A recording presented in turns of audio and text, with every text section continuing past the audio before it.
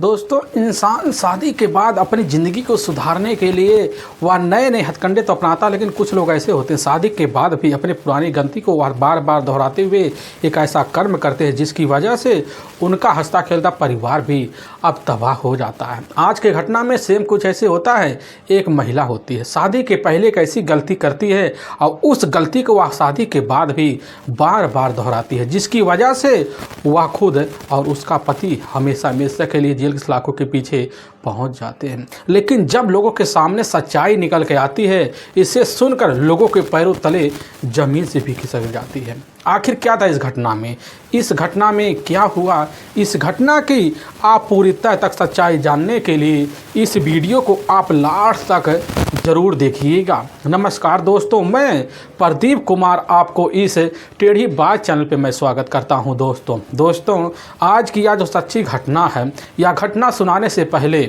मैं आपसे एक छोटा सा रिक्वेस्ट करना चाहता हूं, क्योंकि आप अगर इस चैनल पर नए हो, पहली बार आए हुए हो, तो एक बार जाकर अपने इन्हीं प्यारे हाथों से आप इस चैनल को लाइक और सब्सक्राइब और शेयर ज़रूर करें, ताकि आपकी वजह से इम्पोर्टेंट होने के नाते यह जो वीडियो है, यह वीडियो आज काफ़ी लोगों तक पहुंचाया जा सके। और एक बार अपने नाम का भी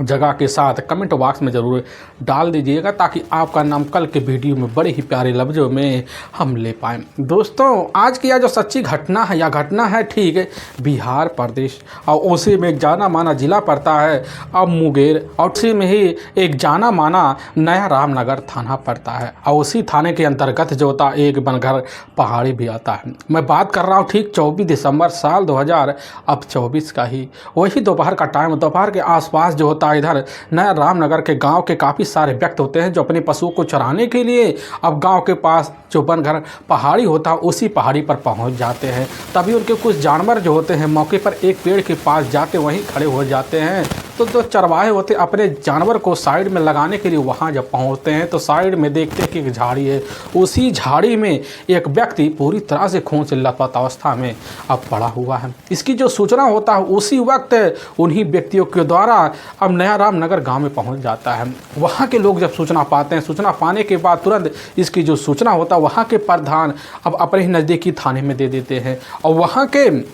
मौके पर जो थाना एसएचओ होते हैं अब विनोद कुमार झा जैसी खबर पाते उसी वक्त अपने दल बल टीम को लेने की चंद मिनट के अंदर जो होता है अपन घर पहाड़ी के ही अब पास पहुंच जाते हैं। लेकिन जैसे ही पहुंचते देखते कि मौके पर गांव के जो लोग होते हैं वह पहाड़ी के जस्ट नीचे ही काफ़ी सारी संख्या में अब जुड़े हुए हैं। वहाँ के एसएचओ साहब अब विनोद कुमार झा अपने दल बल टीम को लेकर जब अंदर जाते थे देखते कि सही में एक व्यक्ति पूरी तरह से खून से लथपथ और मृत अवस्था में और ख़राब अवस्था में पड़ा हुआ है।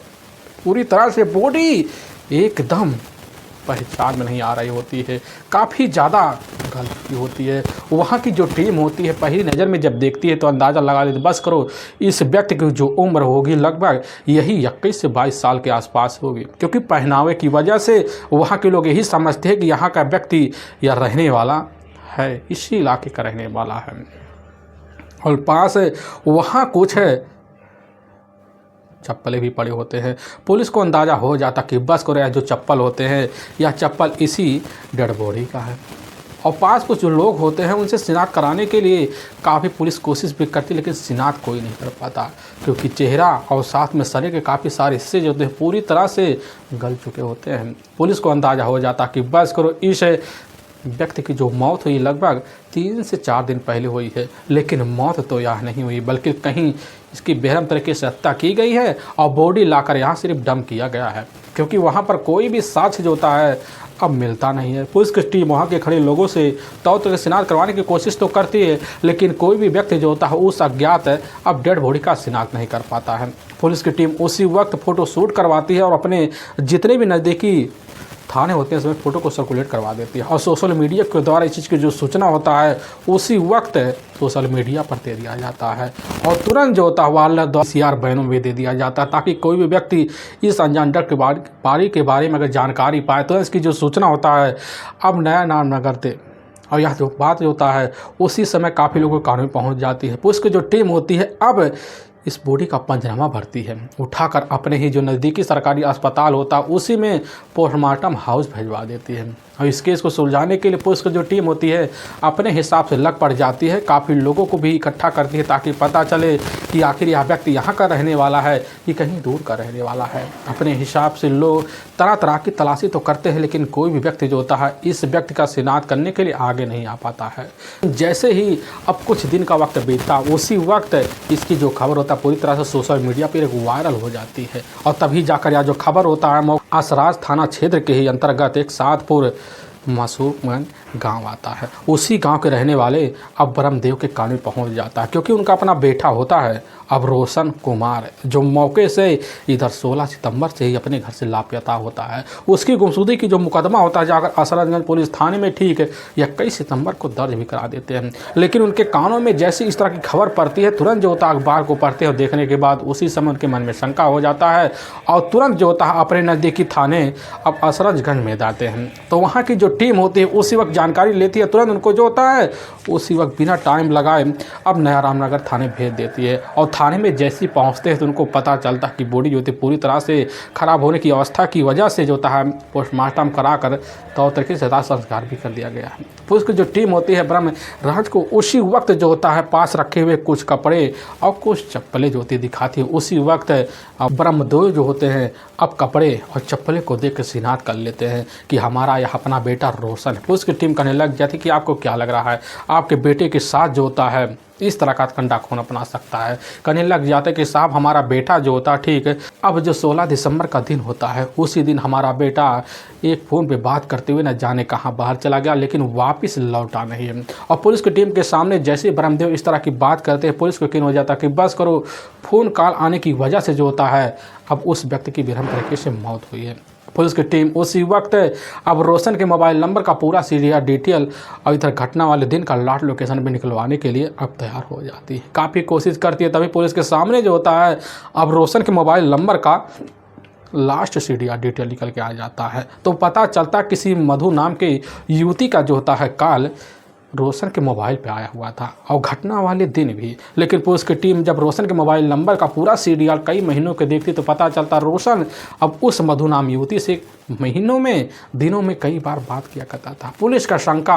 अब यकीन में बदल जाता है। इसलिए पुलिस की जो टीम होती है अब बिना टाइम गवाए ठीक होता है मधु के लोकेशन साफियाबाद थाना क्षेत्र के अंतर्गत इधर हिरदियारा काशिम बाजार आता है। पुलिस की टीम वहाँ पहुँचती है और जाकर इधर मधु को अपने कस्टडी में लेती है और लेकर जब थाने पहुँचती है अब रोशन की हत्या के बारे में जब पूछताछ करती है तो मधु जो होती है खुद अपने पति अब निरंजन के साथ मिलकर अपने ही प्रेमी रोशन की हत्या का जुर्म कबूल कर लेती है। लेकिन पुलिस के सामने जो सच्चाई इधर अब मिलकर जो होता मधु रखती है, इससे सुनने के बाद लोगों के पैरों नीचे जमीन में खिसक जाती है। असल में बिहार प्रदेश का ही जाना माना जिला पड़ता है अब मुंगेर, और ठीक में ही एक असराजगंज दाना माना थाना पड़ता है, उसी के अंतर्गत एक सादपुर मासूमगंज गांव पड़ता है। उसी गांव के रहने वाले होते हैं अब ब्रह्मदेव साव। उनके परिवार में टोटल 6 बच्चे होते हैं, जिसमें 3 बेटे और 3 बेटियां होती है और उनका सबसे छोटा बेटा होता है अब इधर रोशन शाह। रोशन शाह जो होता है मौके पर पास एक इंटर कॉलेज होता है, उसी में जाकर तो पढ़ाई करता है, लेकिन आगे अब उसका पढ़ाई में मन नहीं लगता क्योंकि उसका एक कारण होता है, क्योंकि उसकी जो दोस्ती होती है काफ़ी लफंगगिरी युवकों के साथ हो जाती, जिसकी वजह से उनके साथ मिलकर अब क्लास छोड़कर इधर उधर घूमना फिरना शुरू कर देता है। लेकिन ब्रह्मदेव शाह जो होते हैं अपने मेहनत मजदूरी की वजह से पल रहे 5 बच्चों के तौर तरीके से पढ़ाई भी करवाते हैं और कुछ वीडियो की जो शादी होती है तौर तरीके से कर देते हैं। लेकिन इधर जो होता है रोशन अपनी ज़िंदगी को जीने के लिए तौर तरीके से अब लफंगे लड़कों का सहारा ले, जिसकी वजह से उसकी ज़िंदगी आए दिन तरबतर होते चली जाती है। इसकी वजह से अब ब्रह्मदेव इतने परेशान हो जाते हैं कि अपने बेटे को पाबंदी लगाने की कोशिश तो करते हैं, लेकिन उनका जब बेटा होता है उम्र के हिसाब से उनके खिलाफ हो जाता है, जिसकी वजह से ब्रह्मदेव अब रोशन के अपने काबू में नहीं रख पाते और रोशन अपनी ज़िंदगी जो होता है अपने मन मुताबिक और पिता के खर्चे के बलबूते अब जीना शुरू कर देता है। लेकिन इधर रोशन के घर से लगभग कुछ दूर पर ही इधर रामचंद्र का ही अपना परिवार होता है। उनके परिवार में उनकी अपनी पत्नी होती है, उनकी अपनी दूसरे नंबर की एक बेटी होती है मधु, देखने में काफ़ी खूबसूरत भी होती है, लेकिन वह भी पढ़ाई छोड़ छाड़ कर मौके पर अपने माँ के साथ घर गृहस्थी में लगी पड़ी होती है। लेकिन इसी बीच जो होता है रोशन का मधु के घर जो होता है बचपना से आना जाना होता है, लेकिन रोशन के सामने मधु जो होती है अपने ही उस स्थिति पहुंचती है जिस स्थिति को देखकर मधु काफ़ी खूबसूरत खुद दिखने लग जाती है, जिसकी वजह से मधु की खूबसूरती के जो भाव होते हैं अब लड़कों के इर्द गिर्द मराना शुरू हो जाते हैं। अब लेकिन इसी बीच जाकर अब रोशन की नज़र जब मधु के ऊपर पड़ता है तो मधु के इर्द गिर्द जो होता है अब ज़्यादा से ज़्यादा रोशन का मराना हो जाता है। लेकिन मधु जो होती है अब रोशन के हाव भाव और चाल भाव को देख कर समझ जाती है कि आखिर रोशन का जो नीयत है वह कहाँ तक है। लेकिन इसी बीच रोशन जो होता है इस तरह हद अपनी पार करना शुरू कर देता है कि जब भी मधु के घर में कोई ना होता तो मधु के घर जाता और फिर ऐसी बात करता जिसकी वजह से मधु बिन सोचे समझे उस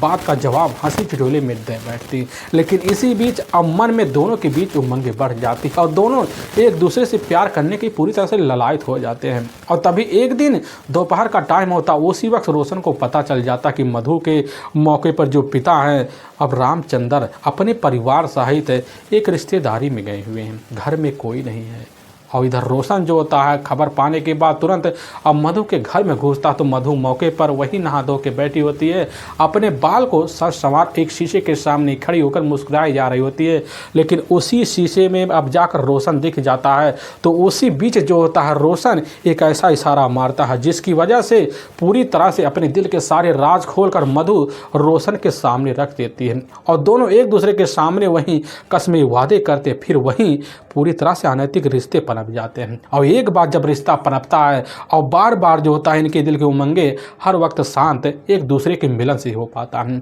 अब यह सिलसिला जो होता है बेहतर तरीके से अब कभी घर में कभी गांव कभी बगीचे में अब बार बार रोशन अब मधु के बीच चला करता था। अब यह सिलसिला चलते चलते अब इन प्रेम संबंधों की जो जानकारी होता है पूरी तरह से पूरे गाँव में फैल जाती है। लोग तरह तरह के चर्चे करते हैं, अपने हिसाब से लोग बातें करते हैं और इसकी खबर जो होता है रामचंद्र को ही लग जाता है। और जब लगता तो उसी समय इतने सरस रह जाते हैं कि अपनी बेटी को अपने कब्जे में रखने के भरपूर कोशिश भी करते हैं, तो तरीके से पिटाई भी करते, लेकिन मधु ठहरी इधर रोशन के प्यार में इतनी अंधी होता है कि बिन मिले एक दिन में रह पाना उसके लिए बड़ी मुश्किल दिख रहा होता है। लेकिन इसी बीच अब जो होता है दोबारा जा खबर कैसे ना तैसे रामचंद्र को लग जाता। रामचंद्र अपनी पत्नी के अब जो होता साथ मिलकर सोच लेते हैं कि अब कैसे ना तैसे कर मधु के हाथ तो पीले करने पड़ेंगे, नहीं तो आगे चल कर कहीं हमारी नाक ना कट जाए। और रामचंद्र फैसला लेने के बाद अब जो होता है मधु की शादी के लिए तैयारी करना शुरू कर देते हैं और तैयारी करते करते उनके कुछ रिश्तेदार होते हैं। अब उन्हीं के द्वारा जाकर या जो खबर होता है करीबी दोस्त को लग जाता है। उनका जो अपना करीबी दोस्त होता है वहीं के रहने वाले होते हैं राम कुमार। अब उन्हीं का अपना बेटा होता है निरंजन उर्फ अंकुश, जो मौके पर पढ़ाई करने के बाद अपनी नौकरी के लिए दर दर भटक रहा था लेकिन नौकरी नहीं लग पाता है। और तभी इसी बीच की जो जानकारी हो तो रामचंद्र को लग जाता, समझ जाते कि हमारी बेटी के लिए जो लड़का हुआ फिर बैठेगा अब निरंजन। और निरंजन के घर परिवार वालों से जाकर इधर जाकर खुद बात कर देते हैं और करने के बाद उसके परिवार वाले तुरंत जो होते हैं जैसे ही मधु को देखते हैं तो पहली नज़र में उसी वक्त अपनी बहू के रूप में स्वीकार कर लेते हैं। और आनंद फान में जो होता है अब जाकर रामचंद्र अपनी बेटी मधु की जो शादी होता है अब निरंजन से करा देते हैं। और निरंजन के पास जब पहली बार अपने ससुराल में पहुंचने के बाद कुछ दिन तो तरीके से तो व्यवहार निरंजन के साथ करती है, लेकिन निरंजन ठहरा अपनी पत्नी खूबसूरती को देखकर मोहित, और जिसकी वजह से अपनी पत्नी के सारे शौक पूरा करने के लिए अब दिन भर मेहनत मजदूरी करना शुरू कर देता है। लेकिन मधु का भी दिल से जो होता है निरंजन के अपनी पति मानती, वह मानती है सिर्फ इधर रोशन को, और रोशन को चाहने के लिए जो होता अपने पति से अब मनमुटाव भी रखना शुरू कर देती। लेकिन कभी मन में जो होता है निरंजन के दिल में जगह ना बना पाती है, लेकिन कैसे ना तैसे कर दोनों के बीच जो होता है सुलहनामा तो चलता, समय गुजरता है। और लेकिन इसी बीच जो होता है जब कभी भी अब मधु का अपने मायके आना होता है, मायके आने के बाद जो होता है पता चलता है कि हमारे मायके में रोशन का पता चलता है। लेकिन इसी बीच रोशन का आता पता कैसे न तैसे मधु को चल जाता कि पता चलता है कि रोशन जो होता है अपने परिवार की जिम्मेदारी को समझते हुए वह दिल्ली निकल गया है और एक फैक्ट्री में मेहनत मजदूरी के तहत भी काम कर रहा है। लेकिन इधर जो होता मधु अपने दिल को मरमटोड़ कर चली तो आने के बाद अब जो होता कैसे न तैसे कर रोशन का मोबाइल नंबर ले लेती है और फिर दोनों के बीच जो होता अब बात होने भी शुरू हो जाते हैं। लेकिन रोशन का जो मन होता है बिन मधु के अधूरा लगने लग जाता है। मन ना लगता है, सोच लेता मधु से मुलाकात करने के लिए हमें कोई ना कोई रास्ता पानी तो खोजना पड़ेगा। लेकिन इसी बीच निरंजन भी अपने परिवार के खर्चे को देखता है और देखने के बाद फैसला लेता, वह भी जो होता सीधा दिल्ली निकल जाता और जाने के बाद वह भी एक फैक्ट्री में काम करना शुरू कर देता है। अब इधर मधु जो होता है अपने ससुराल में ना रहने की वजह अपने मायके में अब ज़्यादा समय देना शुरू कर देती है, लेकिन वह सोच लेती है कि हमें शादी करना है तो अब भी अपने ही प्रेमी रोशन से करना है, जिसकी वजह अब जो होता अपने परिवार की पूरी तरह से खिलाफी होना शुरू हो जाती है। कभी कभी अपने पति से ही अब रोशन के ही मन में बात लेकर झगड़े तरार कर देती है, और लेकिन यह बात निरंजन कभी नहीं समझ पाता है। पूरी तरह से रोशन मधु के प्यार में ऐसा पागल हो जाता है कि मिलने के लिए हर वक्त एक हथकंडा अपनाता है। और तभी एक दिन रोशन मुलाकात करने के लिए मधु से रास्ता खोल भी लेता है, और जैसे शाम का टाइम होता है अचानक जो होता है अब रोशन मधु के ससुराल पहुंच जाता है। और जैसे ही मधु रोशन के अपने चौखट पे देखती हैं तो खुशियों का ठिकाना रहता है। लेकिन कुछ ही मिनट बीतते हैं तभी पीछे से मधु का अपना पति निरंजन भी आ जाता है, और सारे के सारे जो चेहरे कुछ रंग होते हैं उतर सा जाते हैं। लेकिन कैसे ना तैसे कर मधु जो होते अपने पति और अपने प्रेमी को समझा बुझा कर अपने घर में अपने ससुराल में तौर तरीके से वहाँ तो शाम बितलवाती है, और दोनों को समझा बुझा कर खाना पीना खिलवाती है। और खाना पीना खिलवाने के बाद जब सुबह का टाइम होता है तो उसी वक्त जो होता है इधर रोशन कैसे ना तैसे कर वहाँ से विदाई लेकर अपने गांव से चला जाता है। लेकिन निरंजन के मन में एक शंका हो जाता है कि कुछ ना कुछ गड़बड़ जो होता है रोशन और हमारी पत्नी के बीच है, इसकी वजह से हमारी पत्नी हमारे आए दिन मनमुटाव रखती है। अब इसी बात को और गहराई से जांच पड़ताल करने के लिए अब जो सुबह के टाइम जो होता है दूसरे दिन अपनी पत्नी को लेता और लेने के बाद ठीक जो होता है अपने ससुराल पहुंच जाता है। लेकिन जब ससुराल पहुंचता देखता कि रोशन का जो होता है अब इधर मधु के घर ज़्यादा मकाना लेना हो रहा है, और इसी के बारे में अब उसके मन में शंका लेते हुए जांच पड़ताल करना शुरू कर तभी उसी के गांव में पता चल जाता है कि इस गांव में रहते हुए मधु का जो होता है अब रोशन के साथ काफ़ी महीनों से प्रेम संबंध है। और इस तरह की जानकारी लगने के बाद जो होता है इधर जाकर खुद निरंजन अपने दिल को काफ़ी ठगा हुआ महसूस करता है। वह सोच लेता कि अब दोबारा मुलाकात कभी हम रोशन का अपने गांव में नहीं होने देंगे, और लेकर जब पहुंचने के बाद अपनी पत्नी को समझाता बुझाता कि आज के बाद हमारे घर जो होता है अब रोशन कभी आना नहीं चाहिए और ना उससे तुम फ़ोन पर बात करोगी। अब इस तरह की बात अपने पत्नी को समझा दे, लेकिन मधु ठहरी रोशन के प्यार में अंधी। अब जैसे अपने पति को कहीं बाहर दूसरे शहर में जाते हुए देखती, गांव में देखती, तुरंत फ़ोन कर देती, और फ़ोन करने के बाद रोशन जो होता है तुरंत मौका पाता, और पाने के बाद इधर खुद आकर मधु के ही ससुराल में मिलकर अब रिश्तों को अंजाम देता है, और चोरी छुपे मामला चलने लग जाता है। इसकी जो भनक होता है या भनक जाकर निरंजन को लगता है, और निरंजन अब जो होता है अपनी पत्नी के पीठ पीछे सच्चाई जानने के लिए अब चोरी छुपे पीछे भी पड़ जाता है। और जैसे एक दिन शाम का टाइम होता है तो निरंजन मधु से बोल के यही निकलता है कि हम जा रहे अपने दोस्त के पास आज पार्टी में, आज पूरी रात वापस नहीं लौटेंगे। और यह खबर जैसे ही मधु सुनती है उसी वक्त इसकी जो सूचना होता है रोशन को देती है, और रोशन खबर पाता है खुशीमय तरीके से, और इधर जाकर मधु के ससुराल पहुंचता है। और एक ही कमरे में दोनों अपने आप को समर्पित करना जब शुरू कर देते हैं तो अचानक दरवाज़ा खुल सा जाता है, क्योंकि दरवाजे पर ध्यान ना मधु का जाता ना रोशन का जाता है। और उसी वक्त पति जो होता अपने ही पत्नी मधु और उसके प्रेमी को एक साथ पति जन स्थिति में देखता। फिर जो होता है वहाँ से रोशन तो कैसे न कैसे फरार, लेकिन उधर पाता है अब मधु का पिटाई भी करना शुरू कर देता है। लेकिन उसके मन में पिटाई के बाद एक शंका की भावना जाग ही जाती है कि बस करो, अब कभी मुलाकात जो होता मधु का रोशन से ना बंद होगा, और जिसकी वजह से अब इधर अपनी पत्नी के साथ मिलकर जो होता हमेशा हमेशा के लिए अब मधु के प्रेमी रोशन को ही रास्ते से हटाने का निरंजन बहुत ही खतरनाक प्लान बना लेता है, और अपनी पत्नी को अपनी बातों में लेता कहने लग जाता है कि अगर तुम हमारा साथ नहीं दोगी सदा सदा के लिए अपने जीवन से बेदखल कर देंगे। और यह बात सुनकर मधु जो होता है अपने पति के ही अब निरंजन के ही प्लान में शामिल हो जाती है, और निरंजन तो उसी वक्त अपने दो करीबी दोस्तों को भी अपने प्लान में शामिल कर लेता है, और तौर तरीके समझा बुझा देता अपनी पत्नी को प्लान के बारे में। और मधु सारी बात समझ जाती है, और तभी जैसे ही अब इधर 16 दिसंबर साल 2024 का वक्त होता है, तो वही जैसे ही शाम का टाइम होता है उसी वक्त अब मधु अपने प्रेमी रोशन के पास फ़ोन कर देती है, कहने लग जाती कि हम अपने पति से झगड़े तरार कर कर वापस तुम्हारे पास ज़िंदगी गुजारने के लिए जो नया रामनगर है उसी के अंतर्गत जो बनरखेड़ा पहाड़ी है वहीं आकर हम मौके पर खड़े हुए हैं। और जैसे ही रोशन यह खबर पाता है उसी वक्त उसके खुशियों का ठिकाना नहीं रह पाता, और तुरंत कपड़े धपड़े पहन कर जो होता निकल जाता और जाकर इधर बनगढ़ पहाड़ी के करीब पहुंचता है तो दूर से देखता है कि उसी पहाड़ी के पास जो होता है अब इधर मधु खड़ी हुई है, और मधु के पास जो होता है ना आगे देखता ना पीछे पहुंच जाता। फिर जो होता है उसी समय दोनों मिलाप का एक निर्णय लेते लभी, अब जंगल में छुपे हुए इधर मधु का अपना पति निरंजन और उसके 2 करीबी दोस्त अचानक जो होता एकाएक रोशन के ऊपर टूट पड़ते हैं। वहीं पास रखा हुआ एक पत्थर और काफ़ी सारे डंडे होते हैं वहीं पीट कर और सोता तो तरीके से पत्थर से कूच कर बेरहम तरीके से रोशन की हत्या कर देते हैं और बॉडी को कब्जे में लेते हैं। फिर पहाड़ी से धक्का दे देते हैं। फिर वहाँ से वापस अपने अपने ठिकाने पर पहुँच जाते हैं। अब इधर निरंजन सोच के बैठ जाता कि हमारी ज़िंदगी अब जो होता है तो तरीके से अपनी खूबसूरत पत्नी मधु के साथ बीतेगी। लेकिन मधु के मन में हमेशा कचोट पड़ी रहती थी। लेकिन जैसे यह सच्चाई पुलिस थाने में जाकर मधु के द्वारा आता है तो पुलिस की जो टीम होती है अब एक टीम मिली थी निरंजन और साथ में उसके 2 करीबी दोस्तों को अपने कस्टडी में लेती है और इधर मधु और निरंजन और 2 करीबी दोस्तों को ले जाती पुलिस की टीम वहाँ के ही कोर्ट में पेश कर देती है और कोर्ट में चारों के ऊपर काफ़ी गंभीर धारा में मुकदमा दर्ज करके ले जाकर हमेशा के लिए जेल सलाखों के पीछे डाल देती है। दोस्तों, हमें इस घटना का सुनाने का जो उद्देश्य है किसी के दिल को ठेस पहुंचाना नहीं है, बल्कि आपको यह बताना कि आप जहां भी रहें आप सावधान और सतर्क जरूर रहें। दोस्तों, हमारे कुछ ऐसे व्यूअर हैं जो हमारे वीडियो को लगातार वॉच करते हैं, जिसमें बड़े ही प्यारे व्यूअर हैं दीपक कुमार वर्मा उत्तर प्रदेश आजमगढ़ के और दीपार्स ठाकुर जो उत्तराखंड नैनीताल के और इधर विपुल कुमार यादव उत्तर प्रदेश अम्बेडकर नगर के ही और साथ में दीप चंद